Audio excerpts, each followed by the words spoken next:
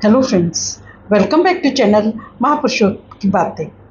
भागवत जी के प्रथम स्कंद के अष्टादश अध्याय के श्लोक नंबर 21 से 28 तक उल्लेख है कि सूत जी आगे कहते हैं, ब्रह्मा जी ने भगवान के चरणों का प्रक्षालन करने के लिए जो जल समर्पित किया था वही उनके चरण नखों से निकलकर गंगा जी के रूप में प्रवाहित हुआ। यह जल महादेव सहित सारे जगत को पवित्र करता है। ऐसी अवस्था में त्रिभुवन में श्री कृष्ण के अतिरिक्त भगवान शब्द का दूसरा और क्या अर्थ हो सकता है।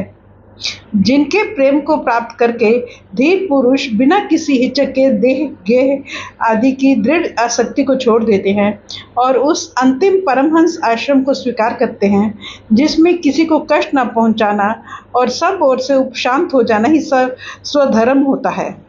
सूर्य के समान प्रकाशमान महात्माओं, आप लोगों ने मुझसे जो कुछ पूछा है वह मैं अपनी समझ के अनुसार सुनाता हूँ।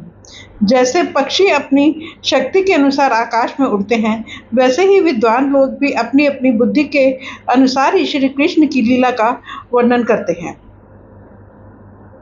एक दिन राजा परीक्षित धनुष लेकर वन में शिकार खेलने गए हुए थे। हरिणों के पीछे दौड़ते दौड़ते वे थक गए और उन्हें बड़े जोर की भूख और प्यास लगी। जब कहीं उन्हें कोई जलाशय नहीं मिला तब वे पास के ही एक ऋषि के आश्रम में घुस गए। उन्होंने देखा वहां आंखें बंद करके शांत भाव से एक मुनि आसन पर बैठे हैं। इंद्रिय, प्राण, मन और बुद्धि के निरुद्ध हो जाने से वे संसार से ऊपर उठ गए थे।